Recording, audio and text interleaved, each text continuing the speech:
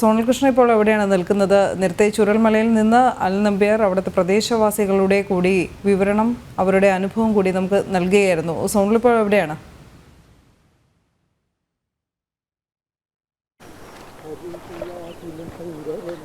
ഞാനിപ്പോൾ നിൽക്കുന്നത് മുണ്ടക്കയിലാണ്. നമുക്കറിയാം ഈ പ്രദേശത്ത് കനത്ത വെയിലാണ്, മഴ മാറി നിൽക്കുന്ന സാഹചര്യമുണ്ട് രാവിലെ കഴിഞ്ഞതിന് ശേഷം.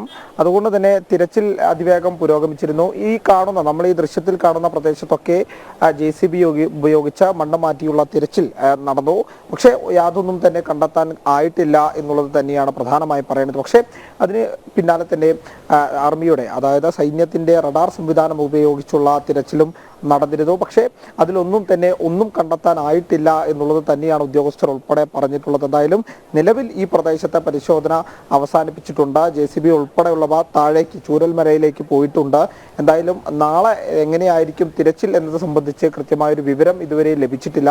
എന്തായാലും ഇതിനുശേഷം ഉന്നത യോഗം കഴിഞ്ഞതിന് ശേഷമായിരിക്കും കൃത്യമായിട്ടുള്ളൊരു വിവരം, നാളത്തെ തിരച്ചിൽ എങ്ങനെയായിരിക്കും എന്നുള്ളൊരു വിവരം ലഭിക്കുക. എന്തായാലും പ്രദേശത്ത് ഇനി മൃതദേഹങ്ങളൊന്നും ലഭിക്കാനില്ല എന്നുള്ളതാണ് ഉദ്യോഗസ്ഥർ ഉൾപ്പെടെ നമ്മൾ സംസാരിച്ചപ്പോൾ അറിയാൻ സാധിച്ചത്. എന്തായാലും നമുക്ക് ഇന്ന് വ്യക്തമായിട്ട് തന്നെ ഉരുൾപൊട്ടിയ ഭാഗം കാണാം. മുകളിലേക്ക് നോക്കിയാൽ കൃത്യമായി കഴിഞ്ഞ കുറച്ച് ദിവസങ്ങളായി നമുക്കത് ദൃശ്യമായിരുന്നില്ല. വലിയ കോടയായതുകൊണ്ട് തന്നെ ആ ഒരു പ്രദേശം എവിടെ നിന്നാണ് ഇതിൻ്റെ ഉദ്ഭവം എന്നുള്ള കാര്യത്തിൽ ഒരു വ്യക്തത വന്നിരുന്നില്ല. നിറയെ കോടയായിരുന്നു. പക്ഷെ ഇന്നത് വ്യക്തമായി കാണാൻ വേണ്ടി സാധിക്കുന്നുണ്ട്. രണ്ട് മലകൾക്കിടയിലൂടെ ഉള്ള ഒരു പ്രത്യേക കേന്ദ്രമാണ്. അവിടെ നിന്നാണ് ഇതിൻ്റെ ഉദ്ഭവം ഉണ്ടായിട്ടുള്ളത്.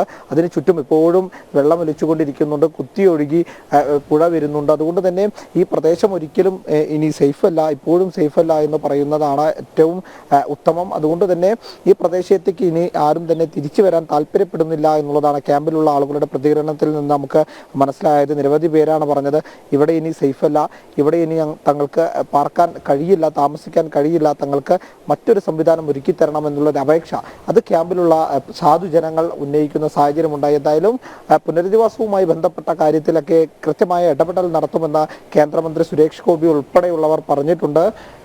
നാളത്തെ, അതായത് തിരച്ചിൽ നാളെ എങ്ങനെ പുരോഗമിക്കും എന്നുള്ളത് ഇന്ന് വൈകിട്ട് ഉദ്യോഗസ്ഥർ ഉൾപ്പെടെ കൂടിയാലോചിച്ചതിന് ശേഷമായിരിക്കും അറിയിക്കുവാനും.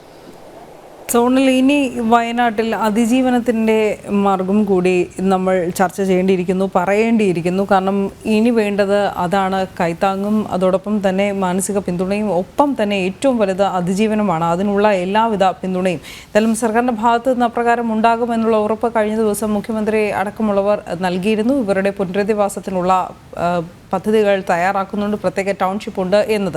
ഇനി കേന്ദ്ര സർക്കാർ ഇതിന് മുന്നിട്ട് ഇറങ്ങുമെന്ന് തന്നെയാണ് രണ്ട് കേന്ദ്രമന്ത്രിമാരും ദുരന്തമുഖത്തേക്ക് ഓടി വന്ന ആദ്യം മുതൽ ഏകോപനത്തിനായി മുന്നിട്ട് തന്നെയുള്ള ശ്രീ ജോർജ് കുര്യനാകട്ടെ, ഇന്ന് വന്ന കേന്ദ്രമന്ത്രി സുരേഷ് ഗോപി ആകട്ടെ, അവർ രണ്ടുപേരുടെ വാക്കുകളിൽ നിന്നും മനസ്സിലാക്കാൻ കഴിയുന്നതും അവരുടെ വാഗ്ദാനവും ഉറപ്പും അതുതന്നെയാണ്. കാരണം ഇവരുടെ പുനരധിവാസത്തിന് വേണ്ടതെല്ലാം സഹകരിച്ച് കേന്ദ്രവും സംസ്ഥാനവുമായി ഒരുമിച്ച് നടത്തും എന്നത്.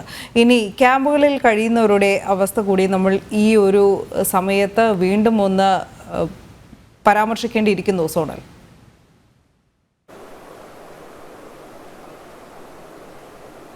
തീർച്ചയായിട്ടും നമുക്കറിയാം ഇത്തരം പുനരധിവാസവുമായി ബന്ധപ്പെട്ട ചർച്ചകൾ ഉയരുമ്പോൾ ഈ ക്യാമ്പിലുള്ളവർക്ക് ഒരു ആശങ്കയാണ്. കാരണം 2019 ഓഗസ്റ്റ് 8-നാണ് പുത്തുമല, സമീപത്തെ പുത്തുമല ഒരു ദുരന്തമുണ്ടാകുന്നത്. ഒരു ഗ്രാമം മുഴുവൻ ഒലിച്ചു പോകുന്ന സ്ഥിതി, 17 പേർ മരണപ്പെടുന്ന സ്ഥിതി, 5 പേർ ഇപ്പോഴും മണ്ണിനടിയിലാണ്. ആ പ്രദേശത്ത് എപ്പോഴും പുനരധിവാസവുമായി ബന്ധപ്പെട്ട വലിയ ആശങ്ക നിലനിൽക്കുന്നുണ്ട്, തർക്കം നിലനിൽക്കുന്നുണ്ട്. അതേ അവസ്ഥ ഇവിടെ വരരുത് എന്നുള്ളത് ഒരു പ്രാർത്ഥനയാണ് ഇവിടെ ഉള്ളവർക്കുള്ളത്. നമുക്കറിയാം ഇന്ന് രാവിലെ മുണ്ടക്കയിലെ മുൻ മെമ്പർ കൂടിയായിട്ടുള്ള അബ്ദുൽ കലാം നമ്മളോടൊപ്പം ചേർന്നിരുന്നു. അദ്ദേഹം പറഞ്ഞ വാക്കുകളുണ്ട്. അതായത് കഴിഞ്ഞ ദിവസം തന്നെ വിളിച്ചിരുന്നു, പുത്തുമല ദുരന്തത്തിൽപ്പെട്ട ഇപ്പോൾ പല ക്വാർട്ടേഴ്സുകളായി മാറി താമസിക്കുന്ന പലരും തന്നെ വിളിച്ചിരുന്നു. അവിടെ അവർക്കുണ്ടായ സ്ഥിതി ഇവിടെ ഉണ്ടാവരുത്, അതിനുവേണ്ട ഇടപെടലുകൾ നടത്തണമെന്ന് ആവശ്യപ്പെട്ടിരുന്നു എന്ന് അദ്ദേഹം പറയുന്ന സ്ഥിതി ഉണ്ടായി. അപ്പോൾ നമുക്ക് പ്രധാനമായി പറയേണ്ടത് വാഗ്ദാനങ്ങൾക്കപ്പുറം അത് പ്രവർത്തിച്ച് തന്നെ കാണിക്കേണ്ടതുണ്ട് എന്നുള്ളതാണ് സംസ്ഥാന സർക്കാരിനോട് വീണ്ടും വീണ്ടും ആവശ്യപ്പെടാനുള്ളത്. ഈ പ്രദേശം കൂടുതൽ ഇനി ഇവിടെ താമസയോഗ്യമല്ല എന്നുള്ളത് തെളിയിക്കുന്ന പല റിപ്പോർട്ടുകളും പുറത്തു വന്നിട്ടുണ്ട്. നമുക്കറിയാം 1984 ജൂലൈ 2-ന് ഇതേ പ്രദേശത്ത്, അതായത് ഇതിനോട് ചേർന്ന് കിടക്കുന്ന പ്രദേശത്ത് ഉരുൾപൊട്ടുന്ന സാഹചര്യം ഉണ്ടായിരുന്നു. അന്ന് 14 പേരാണ് മരണപ്പെട്ടത്. അതിനുശേഷം 1992 സമീപത്തെ കാപ്പിക്കളത്ത് ഉരുൾപൊട്ടുന്ന സാഹചര്യം ഉണ്ടായി. അന്നും മരണമുണ്ടായിരുന്നു. അതിനുശേഷവും നിരവധി തവണ ചെറുതും വലുതുമായിട്ടുള്ള ഉരുൾപൊട്ടൽ ഈ പ്രദേശത്ത് ഉണ്ടായിട്ടുണ്ട്. അതുകൊണ്ട് തന്നെ കൃത്യമായിട്ടുള്ള ഒരു സംവിധാനത്തിലൂടെ ഇത്തരം അപകട സാധ്യത മേഖലകളിൽ നിന്ന് ആളുകളെ മാറ്റിപ്പാർപ്പിക്കാൻ വേണ്ട സംവിധാനങ്ങൾ ഉൾപ്പെടെ ചെയ്യണം എന്നുള്ളത് തന്നെയാണ് ഈ ക്യാമ്പിലുള്ളവർക്കും അതുപോലെ തന്നെ ഇത്തരം പ്രദേശത്ത് താമസിക്കുന്നവർക്കും പറയാനുള്ളത്.